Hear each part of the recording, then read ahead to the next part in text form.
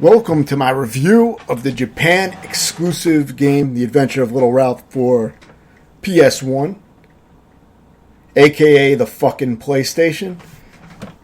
So you got two choices, asshole. You can either choose easy or normal, you fucking sack of shit. Nah, I'm just fucking kidding.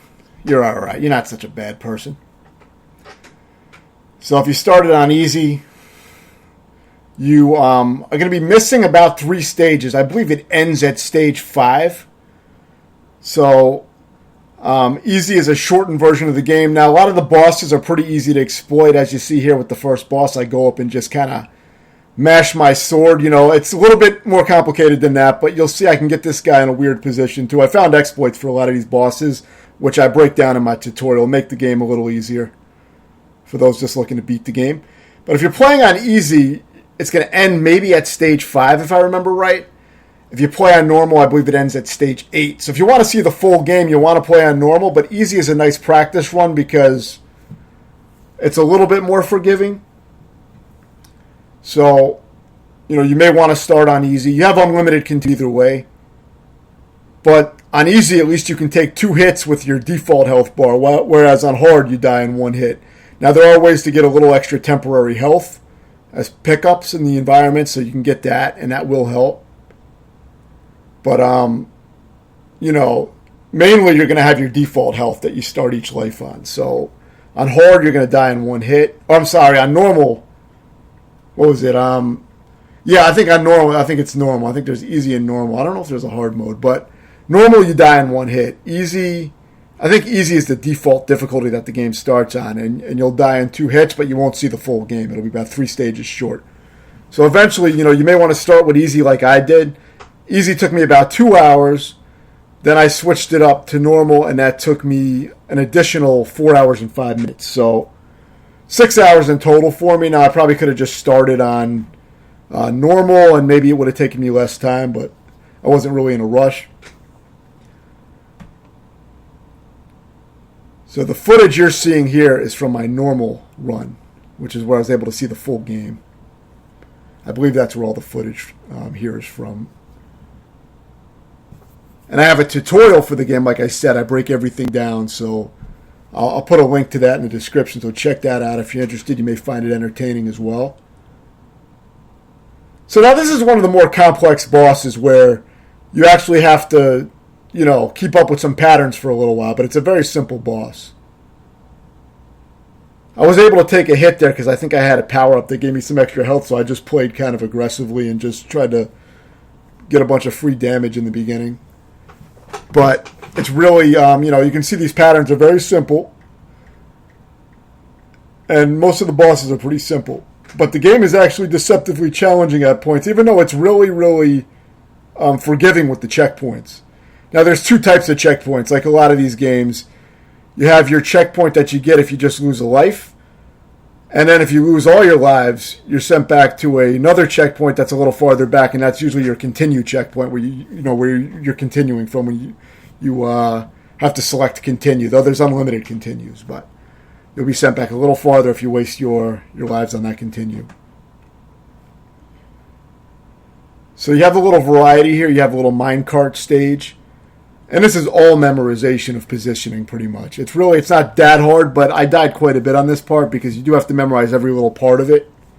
And it's a little tricky at the end. One issue that I do have with the game is that the jump control has kind of a delayed feel to it. I mean, you do get used to it, but there's times when it's irritating. Like on this stage is where it really became irritating because it's just a little bit awkward. But I did adapt to it pretty quick, but it could be a little tighter with the jumping. So I did have a little bit of an issue with that. Now, what's cool is some of the bosses actually mix it up and go into 1v1 fighting style, like Street Fighter 2 style. And there's maybe 3 fights in the game or 4 fights in the game that go into this mode out of the boss fights. I thought it was a cool way to mix it up. And you do have stuff like fireballs that you would have in Street Fighter 2, where you do them the same way you would do them in those games. You have your Dragon Punch. Same shit as Street Fighter 2 like that. See, that's like a Dragon Punch move. But even with all that fucking shit that they added in, A lot of times it comes down to just spamming a certain move on them. A lot of them are pretty fucking easy, and you can pull a lot of bullshit. If you're used to exploiting AI in fighting games, then these guys are not going to be too tough on the fighting style stages. So here I get a checkpoint by just diving off the end of this fucking cliff here. I said fuck it, because I was kind of in a bad situation, but I did end up getting a checkpoint. Like I said, the game is pretty generous with checkpoints. Now, this is not the checkpoint I got. This is all edited, so it's going to a new section now. But the game is really, really good, though, overall. It's one of the best side-scrolling platformers that I've played on the PlayStation. It's a really good game. It does have some issues, though, and I'm going to get into that. But I do recommend like trying the game, just on easy for an easier time, because it's a little less aggressive, not by much, but being able to take that extra hit does make a big difference. So I do recommend starting on that and then moving it up to normal so you can see the full game, because it is worth seeing the full game. The extra 3 stages are quite cool, though. They do get quite a bit harder in some parts.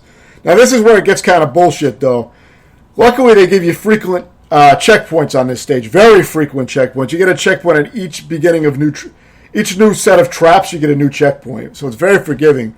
And even if you use a continue, you start at those checkpoints. So they knew this stage was bullshitty. So they gave you a lot of checkpoints. So I can't shit on the game for that. But the traps do become very cheap. Even when starting at the beginning of some of these traps, they're extremely kind of frustrating and unpredictable. And I don't even know how to deal with some of them. I mean, I did beat them all. But I had to pull bullshit. And I'm going to show some of that. So see, this is one of the harder parts with the sparks. This is just memorization of knowing when to move. This is just very irritating and tedious to kind of figure out and deal with. You're going to die a lot on this part, because it's one-hit deaths when you get this far, since you have to play on normal to get this far. This is the last stage. So to see the true final stage, you do need to play on normal. That's just a very irritating sequence. It doesn't look that hard, but it's all memorization. So now at this part, you have 2 routes you can take. You can take this ridiculous route, which I don't even know how to fucking do it. Or you can take the upper route, which I also didn't know how to get through, but I did pull some bullshit, and I'm going to show that here. So the way the spikes and the walls come down is at a ridiculous timing, where if you jump past one, you're going to get killed by the other. I don't even know how you're supposed to do it, but I found that I could stand on the very edges of these wider floor spaces here. And that's how I was able to survive. I had to pull bullshit like that because, and I've seen it played before. It is possible to get through without doing that, I'm pretty sure. But that's what I had to end up doing, because the timing was fucking disgusting. I couldn't figure it out. And I was practicing it with save states where I could start right at that part, and I couldn't fucking figure it out. It's like a ridiculous timing, and really not something I can describe by just explaining it. Like, you have to actually play it to see what I'm talking about. But if you use my strats, like I said, it's going to make your life a lot easier with some of that bullshit. But I do feel like some of that shit is really cheap bullshit. I mean, let me put it this way. Those trap rooms, some of those traps are harder than anything in Jim Power for Super Nintendo, which is an extremely difficult Super Nintendo game that I did a tutorial of. It's extremely difficult, and the traps are ridiculous, but at least you respawn where you died. Of course, you have to have enough lives to make it through the game, but in this, you have to do the trap rooms without getting hit. So they're actually a lot harder than some of the hardest parts in Jim Power. Jim Power is a very tedious memorization game. You got to memorize the entire game, so it's kind of a different. When you talk about the whole game, it's different. But if you compare individual sections, it has some of the hardest sections. Compared to that game, they're actually much harder trap rooms, and it's pretty damn ridiculous for a game that's pretty damn moderate overall, even kind of easy at points. So keep that in mind. Now, the final boss for this first form, you can just spam fireballs and block. And that's all you have to do for the first form. I found that just standing back here and doing that was all I had to do. Again, I show a lot of these kind of exploits in my tutorials, so it should make the game a lot more digestible. Or just be entertaining if you like seeing bosses get exploited. I always try to do that whenever possible in these playthroughs. So, once this first form gets burned to death by, jumping around, eventually it will go down if you spam fireballs in the corner. Now the bosses do have this cheap little bit of health where sometimes their health isn't even visible, but they're still alive. They like to milk it to the end, so it can be a little cheap. But like I said, most of these sections are pretty easy, these fighting game sections. Now this is the only one where you have to fight 2 forms in a row. The second form is harder to exploit, so I fought him in more of a normal way. But it's still very easy. If you're familiar with SNK fighting games, Capcom fighting games, you know that those games can get very quite difficult and quite cheap, where it's hard to exploit the AI, especially the final bosses in a lot of those games. It's pretty fucking ridiculous and cheap. And I've played through pretty much nearly all those games, SNK Capcom Fighters. I don't know if I've even missed any, except for ports of the same game. But I mean like original games. I've probably cleared pretty much all of them that I can think of.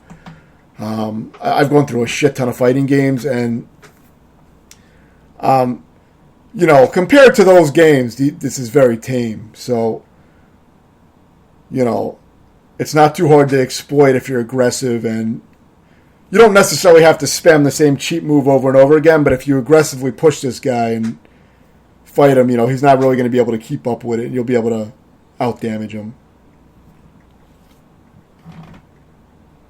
Worst case scenario, you'll have to start back at that first form where you can just spam fireballs until he dies again. So I shouldn't have even gotten hit on that first form. So you can do better on that. But eventually you will break through. It's quite easy. But it is cool how they mix in these fighting game style bosses in the game. I did like that a lot. I thought it was cool that the game really does try to mix up the styles of gameplay and keep it fresh.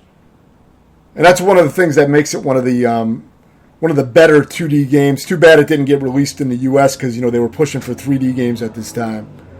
So there really wasn't, many 2D games released in the U.S. for PlayStation. But this would have been a great game and a classic had it been released in the U.S. I mean, it still is. It's just not one that I was familiar with. I only found out about this on emulation, and I only just beat it recently. I tried running it on an emulator some years ago, and the emulator had some issues, but now it runs great on this emulator. So yeah, that's pretty much it. Like, what you see is what you get. I mean, the game, it's a really good game. Definitely one I would recommend, and I'd give it an 8 out of 10. Let me know if you have any questions, and thanks for watching.